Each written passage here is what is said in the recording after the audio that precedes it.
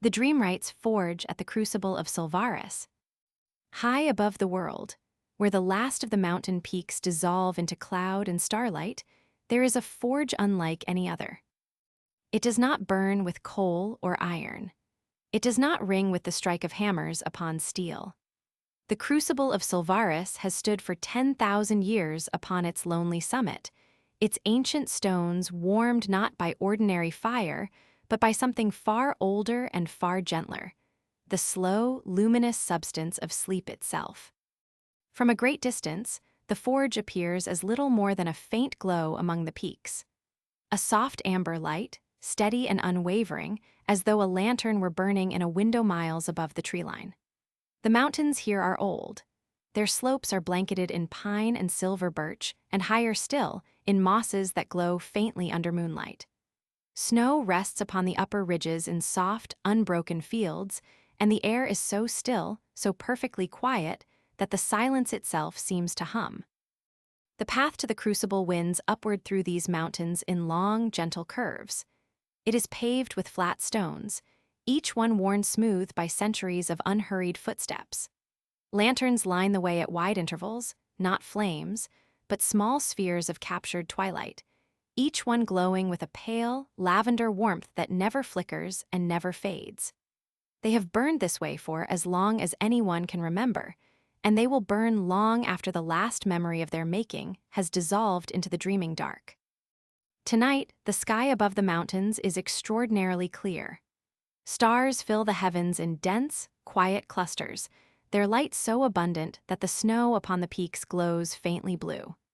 The moon hangs low and full above the eastern ridge, enormous and golden, its surface marked with the soft gray patterns that old stories say are the footprints of sleeping giants. The air is cold but not harsh. A gentle, bracing chill that tastes of pine resin and distant snow and the faintest trace of something sweet, something warm, like honeyed smoke drifting down from far above. And there, at the summit, the Crucible of Solvaris waits. It is a broad, low building of dark mountain stone, its walls thick and ancient, its roof covered in a layer of moss and snow that glitters under the stars. Chimneys rise from its back in a gentle cluster, not belching smoke, but releasing slow, curling wisps of light. Soft, golden light. The kind of light you see behind your eyelids just before sleep takes you. It rises in unhurried spirals, dissolving into the night air like breath on a winter morning. The front of the forge is framed by a wide stone archway, and within that archway hangs a door of dark, polished wood, banded with copper that has turned green with age. A small window is set into the door's upper half, and through it, a warm glow spills outward onto the snow-dusted stones of the threshold. Beside the door, a wooden sign hangs from a wrought iron bracket. The letters carved into its surface are old, their edges softened by time, but they are still legible in the gentle light. The Crucible of Solvaris, Dreamwright's forge. You stand before this door. You have stood before it many times. You are a Dreamwright, one of the few remaining artisans who understand the old craft of shaping sleep. You have spent your life learning to work with the raw materials of rest and dream, to refine them, to shape them into objects that carry the essence of deep, restorative slumber. It is a quiet art, a patient art. And this forge, high above the noise and hurry of the waking world, is where you practice it. You press your hand against the door. The wood is warm beneath your palm, warmed from within by the gentle heat of the forge. The copper bands are cool where your fingers brush them, and the contrast is pleasant, warm, and cool together, like the feeling of slipping beneath heavy blankets on a winter night. You push, and the door swings inward on well-oiled hinges, releasing a breath of warm air that washes over you like a sigh. Inside, the crucible is exactly as you left it. The main chamber is broad and circular, its ceiling high and vaulted, supported by thick stone pillars that are carved with spiraling patterns, old dream sigils, their lines flowing and organic, like the shapes you see when you close your eyes and press gently against your eyelids. The floor is smooth stone, worn to a soft sheen by generations of quiet footsteps, and it is warm beneath your boots. Everything here is warm. The warmth of the forge seeps into the stone, into the wood, into the very air, and it holds you like an embrace the moment you step inside.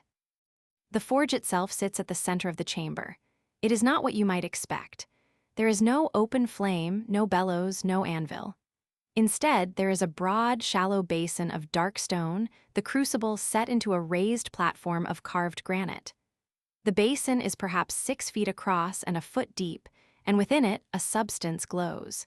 It is liquid, or nearly so, thick and slow-moving, like honey warmed by sunlight, but luminous. It shifts between colors as you watch: deep amber, soft gold, pale rose, the faintest blue. It moves in lazy, hypnotic patterns, swirling and folding over itself with a motion that is deeply, profoundly calming to observe. This is raw dreamlight, the essential substance from which all dreams are woven. It rises from deep within the mountain, drawn upward through channels of ancient crystal that run through the stone like veins through a leaf. The mountain itself is dreaming in its slow, geological way, and the dreamlight is the expression of that vast, patient slumber. It has been rising into this basin for millennia, and it will continue to rise for millennia more, and the Dreamwright's task, your task, is to work with it, to refine it, to shape it into things of beauty and purpose. You remove your cloak and hang it on the wooden peg beside the door. The cloak is heavy with the chill of the mountain air, and it feels good to be free of it. Beneath, you wear the simple clothes of your craft: a linen shirt, soft trousers, a leather apron worn smooth with use.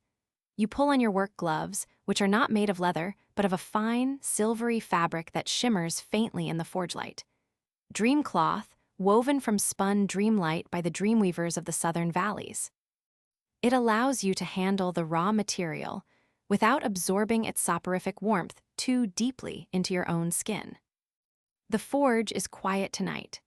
The only sounds are the soft, low hum of the dreamlight in its basin, a sound like a single sustained note played on a distant cello, and the gentle creak of the building settling around you. Outside, the wind passes over the roof in long, slow exhalations, and occasionally a wisp of snow taps against the windows with a sound no louder than a whispered syllable. You move through the chamber slowly, reacquainting yourself with each familiar thing. Along the walls, broad wooden shelves stretch from floor to ceiling, and upon them rests the accumulated work of years. Dream vessels, small bottles and flasks of clear glass, each one filled with a different shade of refined dreamlight. Some glow with the warm amber of a comfortable autumn evening. Others shimmer with the cool silver blue of a moonlit winter night. Still others hold deeper colors: the rich violet of a dreamless, absolute rest, or the pale green of dreams filled with growing things, with forests and meadows and the gentle sound of rain. Each vessel is stoppered with a cork wrapped in dream cloth and sealed with a drop of wax. Each one is labeled in your own careful handwriting, the ink a deep indigo that catches the forge light. You reach out and touch one of the bottles, a small, round flask filled with a gentle, pulsing gold. The glass is warm. You can feel the dream within it, patient and contained, waiting to be opened, waiting to unfold its gift of sleep upon whoever might need it. You set the bottle back upon its shelf and continue your slow circuit of the room. In the far corner, your workbench sits beneath a trio of hanging lanterns. The bench is long and broad, its surface scarred with the gentle marks of 1,000 careful operations, small nicks from dream-carving tools, faint rings from the bottoms of flasks, a smooth depression where your hands rest most often when you lean over your work. The lanterns above cast overlapping circles of warm light, and within their glow, the workbench feels like a small, protected world of its own. Upon the bench, your tools are laid out in the order you prefer. Dream-carving chisels with handles of polished rowan wood, their blades ground to impossible fineness from a pale, translucent crystal. A small hammer with a head of sleeping stone, a rare mineral that absorbs vibration, so that each strike is almost silent. A set of graduated glass funnels for decanting dreamlight from one vessel to another. a pair of silver tongs for handling the dream shards that sometimes crystallize at the edges of the crucible when the forge cools. And there, at the center of the bench, lies your current project.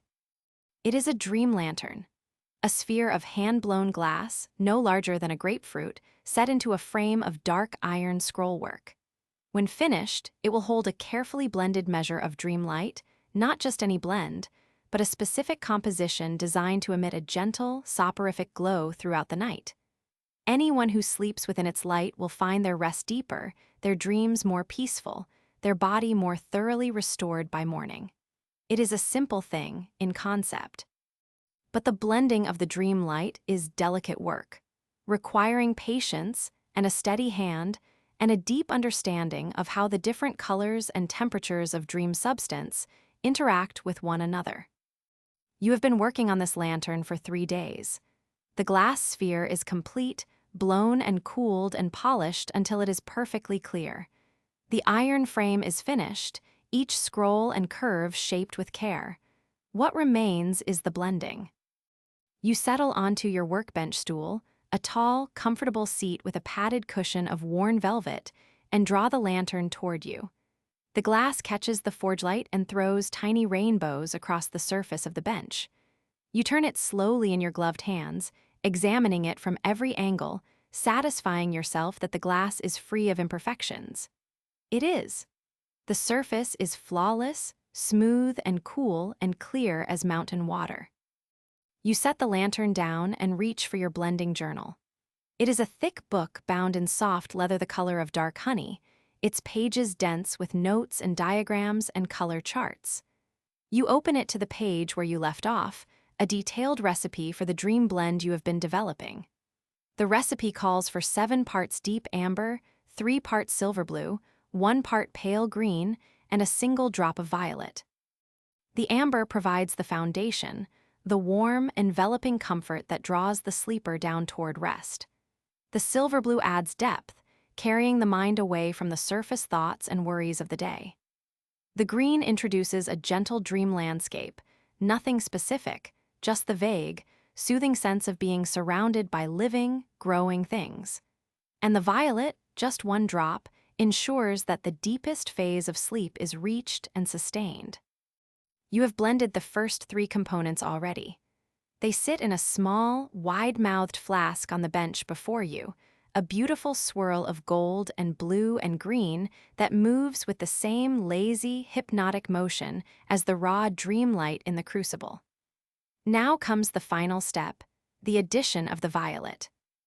You rise from your stool and cross the chamber to the shelves. The violet dream light is stored in the smallest vessels, on the highest shelf, because it is the most concentrated and the most precious. A single flask, no larger than your thumb, contains enough violet to deepen 100 nights of sleep. You reach up and carefully lift one of these tiny bottles from the shelf. It feels heavier than it looks.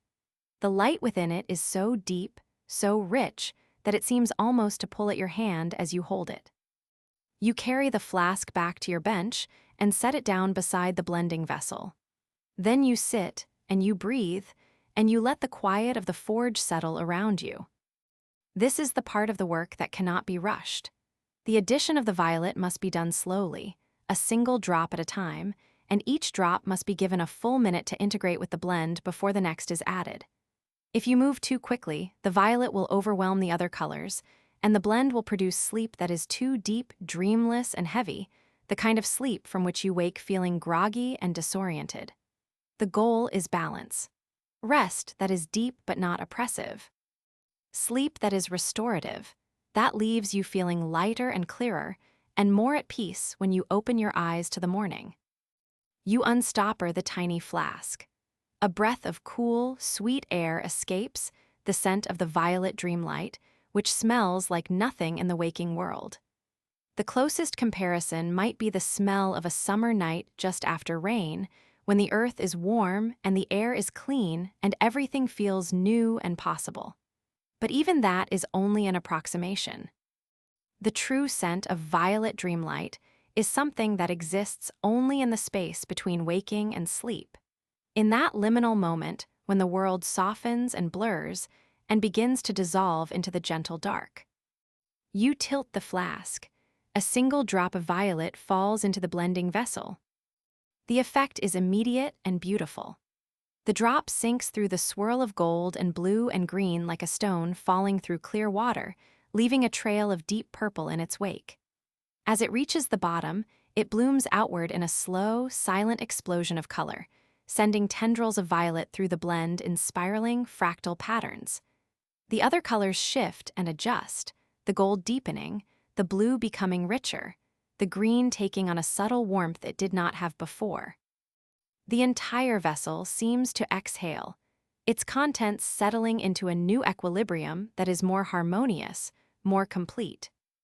You watch, you wait. You count the seconds, not with urgency, but with the calm, meditative attention of long practice. The violet integrates. The blend stabilizes. The patterns slow and smooth, and within a minute, the vessel holds a substance that glows with a steady, complex light, a light that is at once warm and cool, bright and deep, inviting and infinitely peaceful. One more drop. You tilt the flask again. The second drop falls.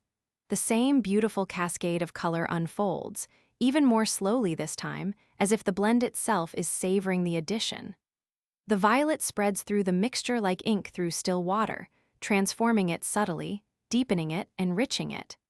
When it settles, the blend has taken on a quality that is difficult to describe, a sense of completeness, as though all the elements have found their perfect proportion and are resting together in quiet satisfaction. You stopper the violet flask and set it aside. The blend is ready. Now comes the filling of the lantern. You lift the blending vessel carefully and position it above the glass sphere. The sphere sits in its iron frame, its open top facing upward, and in the forge light, it looks like a tiny, empty world waiting to be filled. You tilt the vessel, and the dream blend flows, not pours, but flows, moving with a slow, thick grace that is almost alive. It enters the sphere in a single, unbroken stream of shimmering, luminous color, and as it fills the glass, the sphere begins to glow. The glow is extraordinary. It is not bright, you could not read by it, could not use it to find your way in the dark. But it is present, and it is profoundly calming. The light radiates outward through the clear glass in soft, overlapping waves of gold and violet and blue and green, each wave slightly different from the last, each one carrying a subtle pulse of warmth and peace. Looking at it, you feel your shoulders drop. Your breath slows.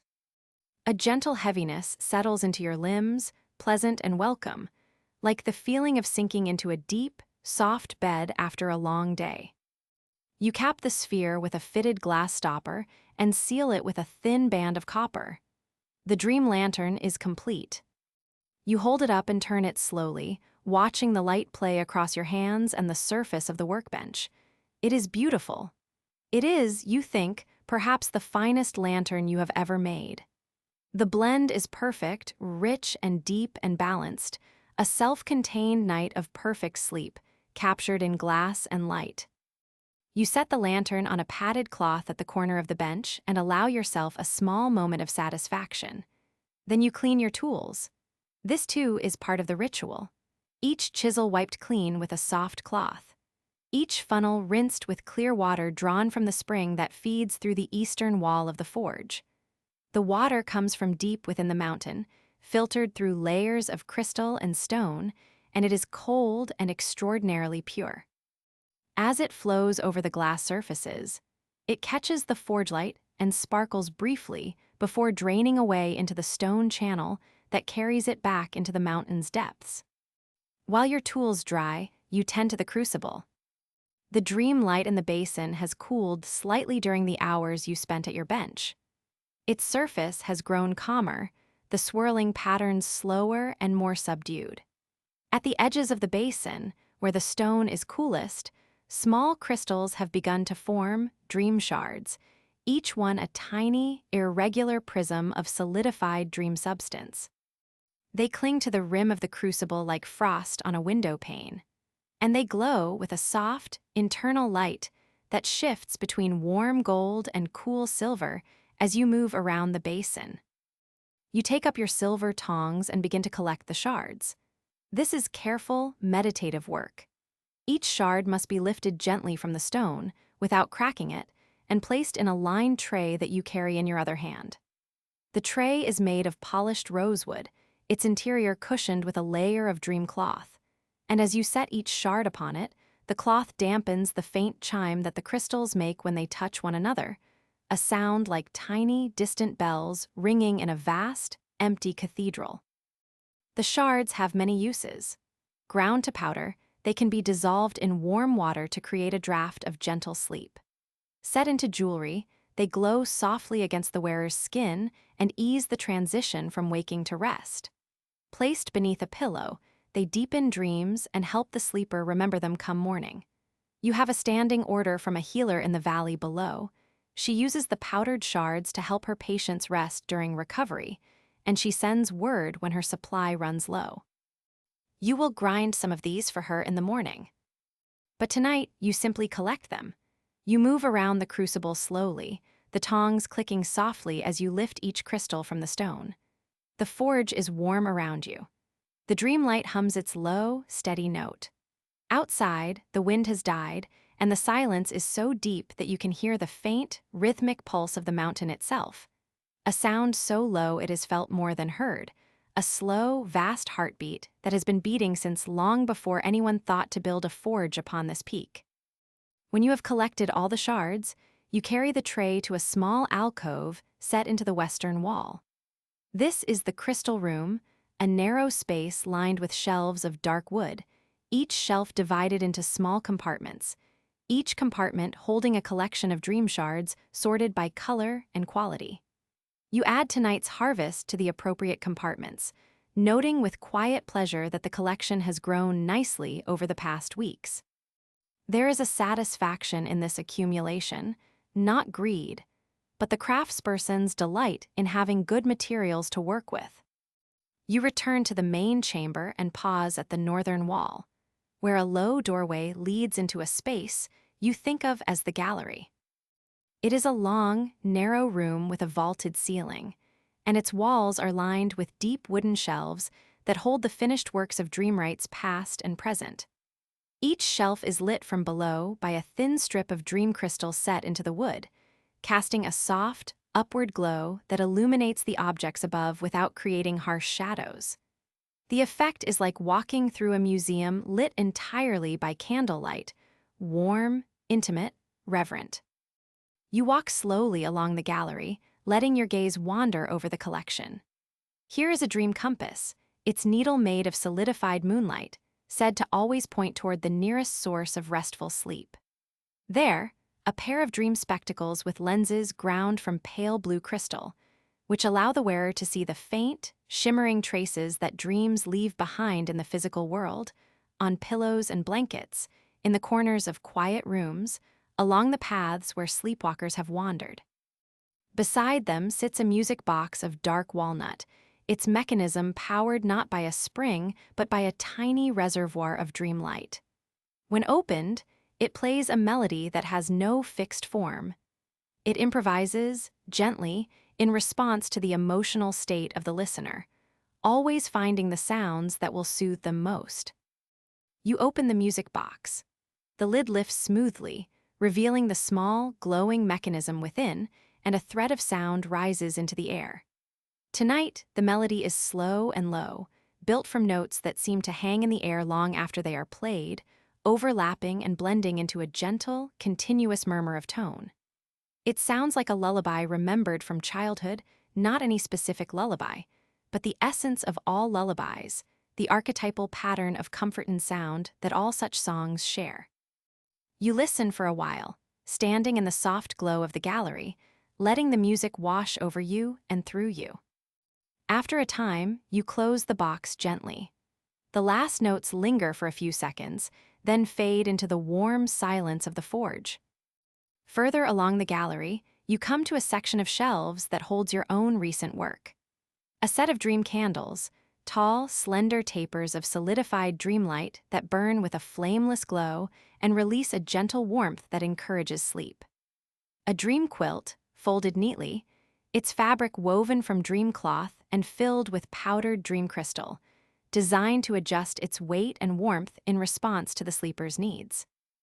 And there, at the end of the shelf, a small wooden box containing a set of dream stones, smooth, flat pebbles, each one infused with a different quality of rest. You pick up one of the dream stones and hold it in your palm.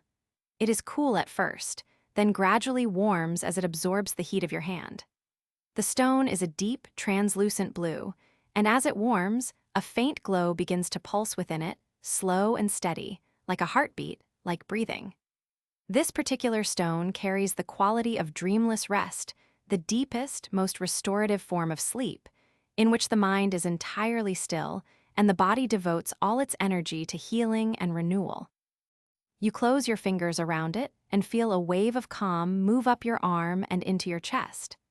It is a profound sensation, as though the stone is sharing its stored rest with you, giving you a taste of the sleep it carries. You return the stone to its box and leave the gallery, passing back through the low doorway into the main chamber. The forge has grown quieter still. The dream light in the crucible has deepened to a rich, dark gold, and its surface moves so slowly now that it appears almost still, just the faintest shimmer, like the surface of a pond on a windless evening.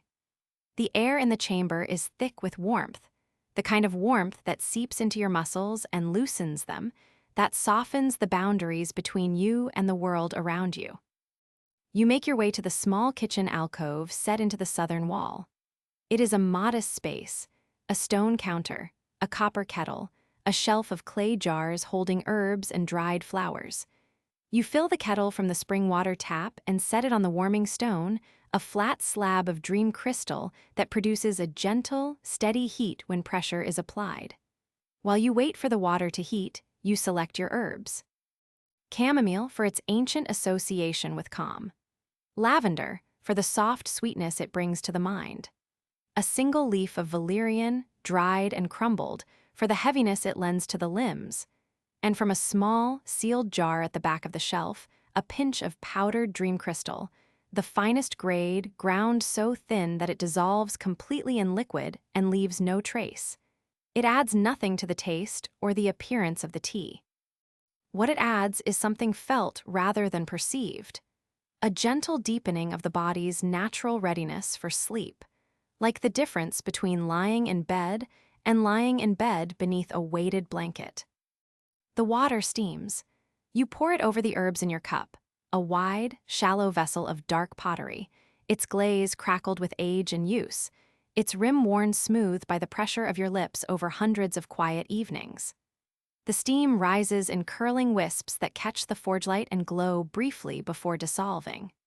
The scent of the tea reaches you, chamomile and lavender, gentle and familiar, with the faintest earthy undertone of valerian beneath. You breathe it in and feel something in your chest release, some small knot of tension you did not know you were carrying. You carry the cup back through the main chamber, past the glowing crucible, past the workbench where the completed dream lantern shines, and into the study. You stand for a moment beside the crucible, looking down into the dream light. Its surface has stilled further during your work. The colors have deepened, shifting toward the warmer end of the spectrum, deep amber, rich gold, a dusky rose that glows like the last light of sunset. The dream light is settling for the night, you realize. Like everything else in this place, it follows a rhythm, a cycle of activity and rest. During the day, such as day exists at this altitude, where the sun is more of a suggestion than a presence, the dream light is more active, swirling and pulsing with energy, eager to be shaped. As night deepens, it calms, growing thicker and slower and warmer, preparing for its own long sleep. You know this rhythm well. You have lived within it for years, adjusting your own habits to match its pace. When the dream light is active, you work. When it settles, you settle. It is a natural partnership, a dance between craftsperson and material that has evolved over centuries of Dreamwright practice. You do not fight it. You do not try to keep the dream light active past its time or stir it back to wakefulness when it is ready to rest.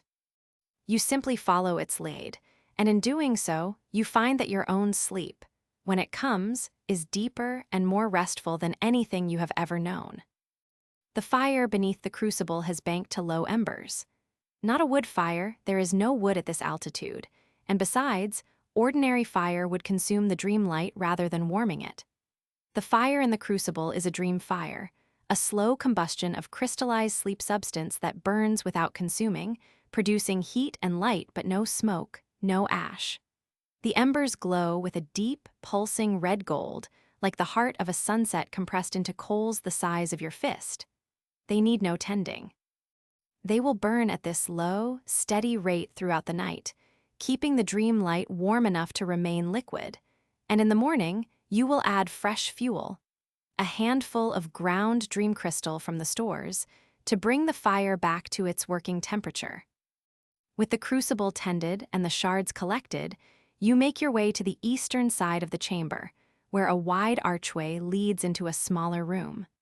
This is your study, a quiet, comfortable space that serves as both library and living quarters when you are in residence at the forge. The walls here are lined not with shelves of dream vessels, but with books. So many books. The collection has grown over the years, your own additions layered upon the libraries of Dreamwrights who came before you. There are treatises on dream theory, their pages filled with diagrams of the dream spectrum and mathematical models of sleep architecture. There are herbals and bestiaries from the Old World, their margins annotated in a dozen different hands. There are journals, personal accounts written by Dreamwrights across the centuries, documenting their experiments, their discoveries, their failures and triumphs.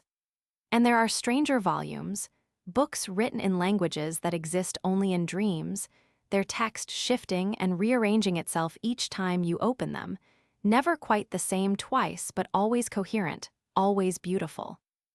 You select a journal from the shelf nearest your reading chair, a thick, leather-bound volume with a cracked spine and pages the color of old cream.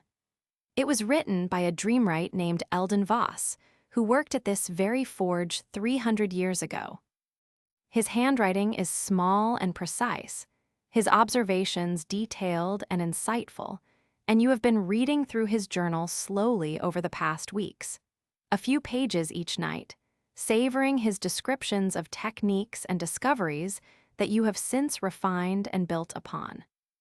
Your reading chair is a deep, wide armchair upholstered in a fabric the color of dark wine.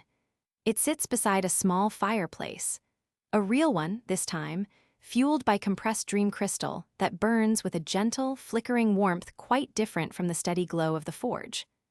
A heavy blanket of knitted wool, deep gray shot through with threads of silver, is draped over one arm of the chair. You settle into the chair, draw the blanket across your lap, and open the journal.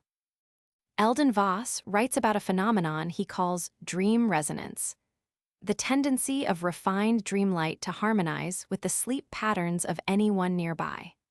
He observed that when he worked late at the forge, the dream light in the crucible would gradually begin to pulse in rhythm with his own heartbeat, slowing as he grew tired, deepening as his thoughts grew quieter and more diffuse. He theorized that this was not coincidence, but a fundamental property of dream substance, that it is inherently empathic, inherently responsive to the presence of sleeping or near-sleeping minds. You have observed this yourself many times. Even now, as you read, you are aware of the dream light in the next room subtly shifting in response to your presence. Your breathing has slowed. Your heartbeat has settled into a calm, steady rhythm.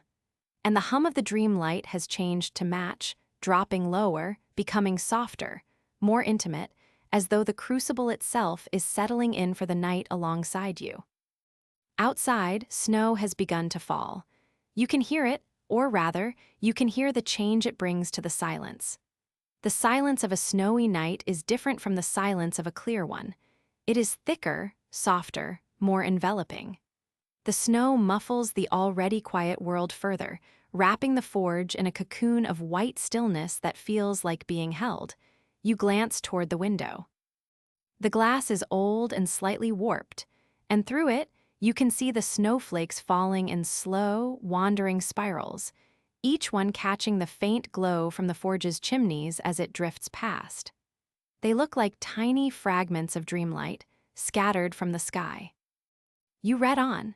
Eldon Voss describes an experiment in which he attempted to create what he calls a dream anchor, a large crystal of refined dream substance, grown slowly over the course of a full lunar cycle, that would serve as a permanent source of gentle, soporific energy for an entire household.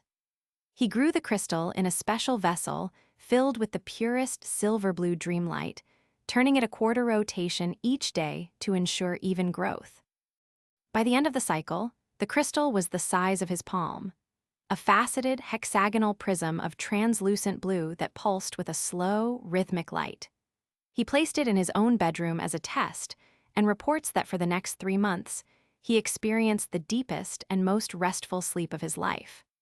His dreams were vivid but peaceful, filled with landscapes of extraordinary beauty, mountains and forests and rivers that seemed more real than the waking world. You pause in your reading and let your gaze drift to the fire. The embers shift and settle with a soft, almost musical sound, a faint clink, like a glass bead rolling across stone. The warmth from the fireplace meets the warmth drifting through the archway from the forge, and together they create a cocoon of heat that wraps around you with an almost physical tenderness. You take another sip of tea. It has cooled to the perfect temperature now, warm enough to soothe, cool enough to drink without thought. The chamomile coats your tongue with a gentle, floral sweetness, and the lavender follows, lighter and more fragrant, like the memory of a garden in summer. Through the archway, the dream light in the crucible has taken on a quality that you have learned to recognize over the years. A deep, slow luminescence that seems to come not from the surface of the liquid, but from somewhere far beneath it, as though the light is rising from the very heart of the mountain. It gives the main chamber a cathedral-like quality, the warm glow filling the vaulted space the way sunlight fills a church through stained glass, not illuminating so much as consecrating, making the ordinary feel sacred. You return to Eldon Voss's journal. He writes about the dream anchor experiment with a scholar's precision, but also with a craftsman's love. He describes the way the crystal grew, slowly, almost imperceptibly, adding a thin new layer of translucent blue with each passing day. He writes about visiting it each morning, holding it up to the light, marveling at the way its internal structure became more complex as it grew, developing delicate internal facets and chambers that caught and refracted the light in patterns of extraordinary intricacy. By the end of the first week, he could see tiny filaments of gold running through the blue, veins of concentrated dream substance that pulsed faintly in time with his own heartbeat when he held the crystal close to his chest. You consider this. You have never attempted to grow a dream anchor yourself, but the idea appeals to you. The technique Voss describes is straightforward. It would require patience more than skill, and patience is something you possess in abundance. You can already imagine the crystal taking shape in its vessel, the slow accretion of translucent blue, day by day, layer by layer, the same patient rhythm that governs everything in this place. The forge teaches patience. The dream light teaches patience. The mountain itself, dreaming its slow dreams beneath 10,000 years of snow, teaches patience. And you have been a willing student. You make a mental note to begin the process next month when the lunar cycle is favorable. You will select the purest silver-blue dreamlight from your stores, fill the growing vessel, and place it in the quiet alcove beside the gallery where the temperature is most constant. Then you will visit it each morning, turning the vessel a quarter rotation, watching the crystal grow, adding your own patience to the slow, beautiful process of creation. The fire in the study fireplace has settled into a bed of glowing embers, their light soft and warm and steady. The room is comfortable, not hot, but deeply, thoroughly warm, the kind of warmth that penetrates to the bones and loosens every tight muscle, every held tension. The blanket across your lap is heavy and soft, and the chair seems to have molded itself around your body, supporting you perfectly. The journal rests open on your chest, and you realize that your eyes have been moving over the same paragraph for several minutes without taking in the words. You are growing sleepy. It is not an unpleasant feeling. It is, in fact, perhaps the most pleasant feeling you know, this gradual, willing surrender to rest.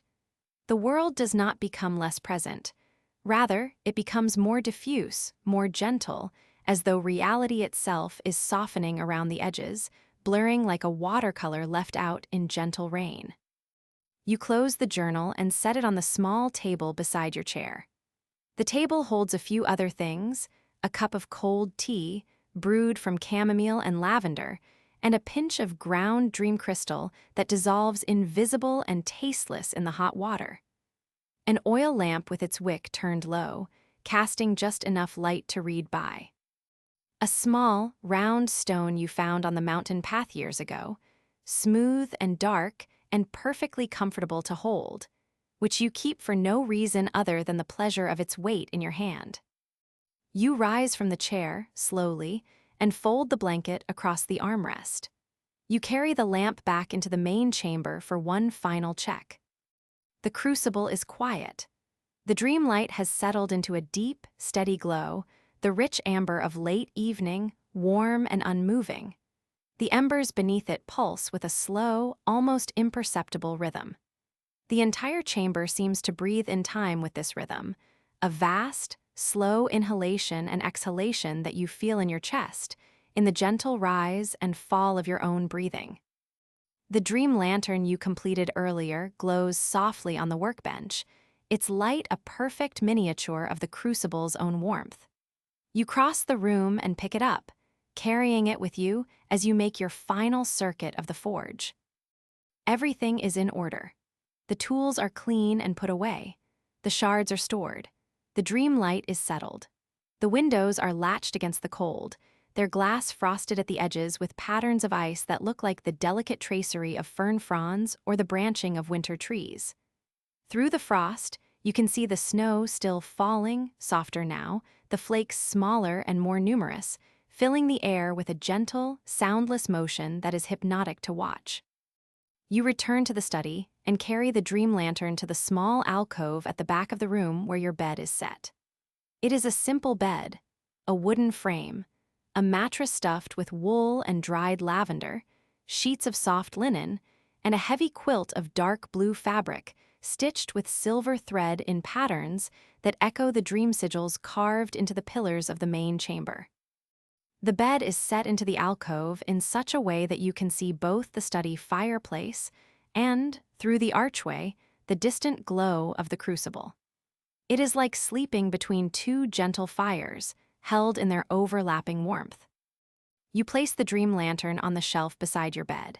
Its light fills the alcove with that extraordinary glow, the gold and violet and blue and green, all blended into a single, unified radiance that does not so much illuminate the space as suffuse it. The light does not cast shadows. It does not create contrast. It simply fills the air with warmth and color, like being submerged in a pool of liquid sunset. You change out of your work clothes and into the simple, soft garments you sleep in, a loose shirt of brushed cotton, trousers of the same material, both worn to a silky smoothness by many washings. You hang your apron on its hook and place your dream cloth gloves in their box on the shelf. Then you pull back the quilt and settle into bed. The mattress receives you with a softness that seems almost intentional, as though it remembers the shape of your body and is welcoming you back. The lavender in the stuffing releases a faint, sweet scent as your weight compresses it, and the linen sheets are cool for a moment against your skin before warming quickly to match your body's heat. You draw the quilt up to your chest. It is heavy, not oppressively so, but with a reassuring, grounding weight that presses you gently into the mattress and makes you feel secure, held, protected. The dream lantern glows beside you. You lie on your side, watching its light, and the slow, rhythmic pulse of color seems to synchronize with your breathing. Inhale, the light brightens almost imperceptibly. Exhale, it softens. Inhale, warmth.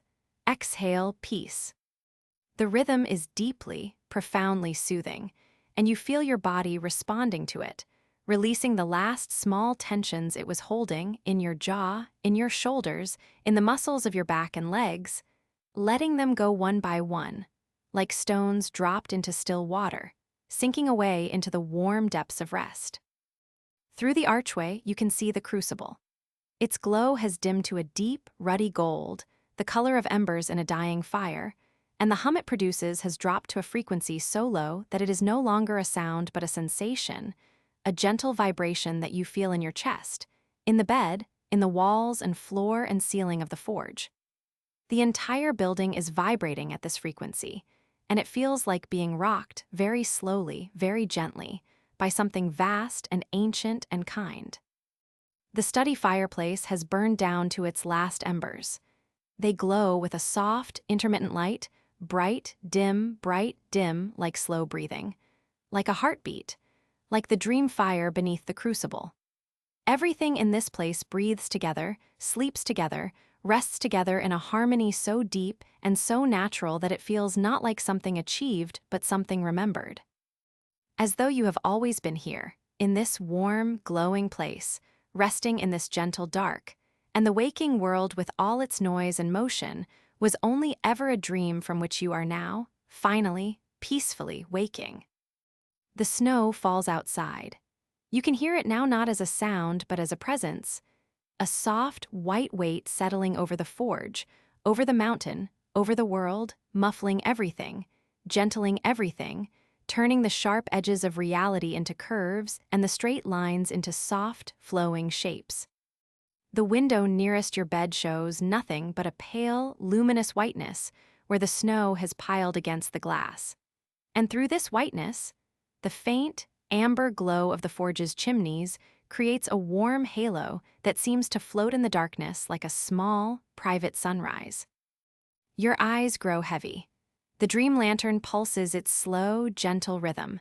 Gold, violet, blue, green, gold, violet, blue, green, each pulse a little softer than the last, each one carrying you a little further from the surface of waking thought and a little deeper into the warm, quiet depths below.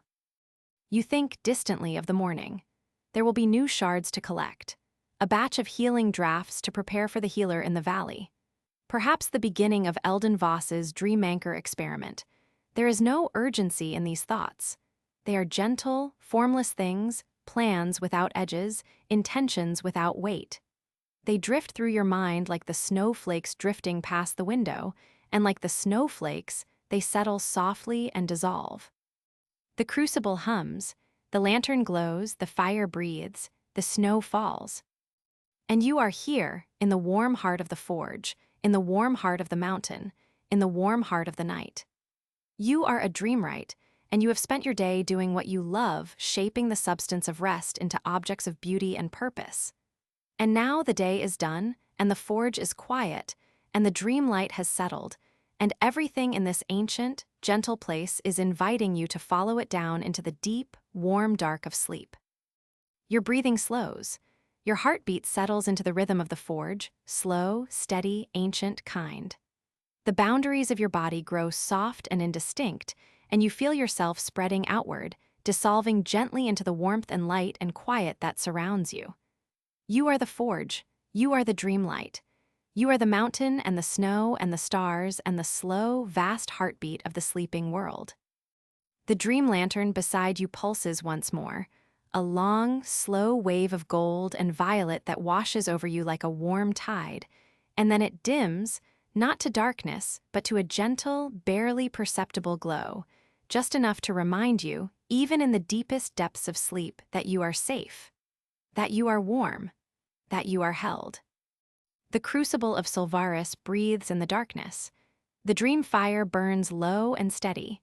The snow falls in silence, and you sleep. You sleep deeply and completely, as only a Dreamwright can, with the full knowledge that the forge will keep its vigil, that the dream light will continue its slow, patient work, that the mountain will go on dreaming its vast, geological dreams, and that when you wake, the world will be exactly as you left it. Warm, quiet, waiting, ready for another day of gentle craft and careful beauty. But that is tomorrow. Tonight there is only this: the warmth of the quilt, the glow of the lantern, the hum of the dream light, the silence of the snow, the slow, steady pulse of the forge and your heartbeat matching it, beat for beat, as you descend together into the deep, luminous dark. The forge glows, the mountain dreams, the stars turn overhead in their ancient, unhurried circles. And you rest. In the heart of the Crucible of Solvaris, high above the world, wrapped in warmth and light and silence, you rest. You rest. And the night holds you, gently and completely, until the morning comes.